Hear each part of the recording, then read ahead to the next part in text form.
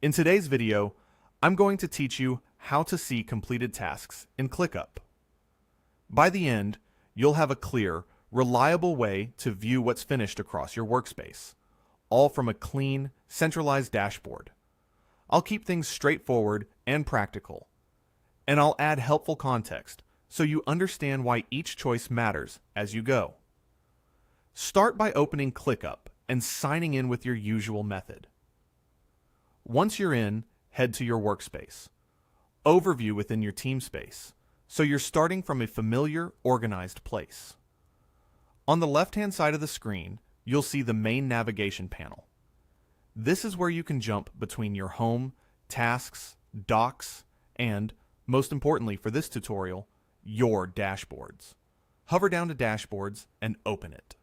Dashboards are powerful because they combine multiple widgets and data sources into one view, so you can keep an eye on progress without clicking into every list or project. To get set up, click New Dashboard.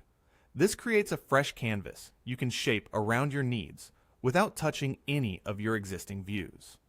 Next, you'll be prompted to choose a template. Templates give you a sensible starting point with pre-configured widgets, saving you from building everything from scratch. Select the Task Management template. It's designed for tracking items through statuses, including completed work, and it includes widgets that make counts and trends immediately visible. From here, you'll choose what data you want the dashboard to show.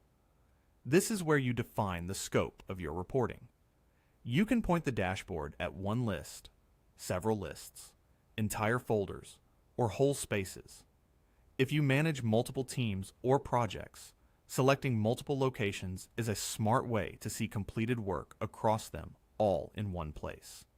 If you prefer to go deep on a single initiative, narrow it to a specific list.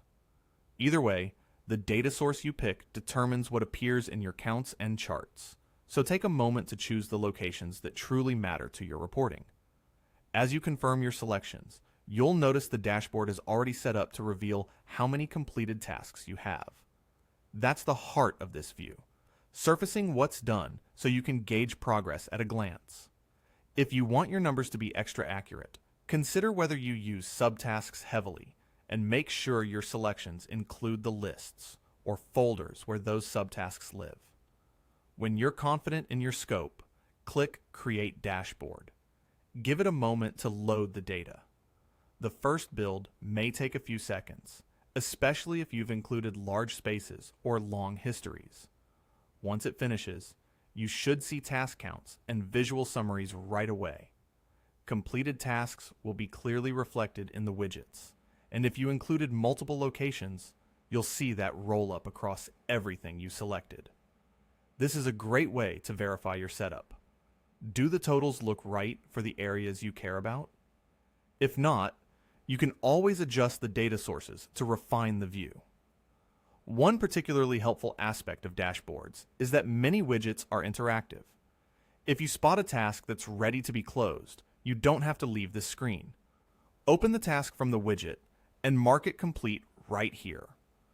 Click the complete status to finish it, and watch as the completed count updates immediately in your dashboard. This real-time feedback keeps your numbers honest and saves you from context switching.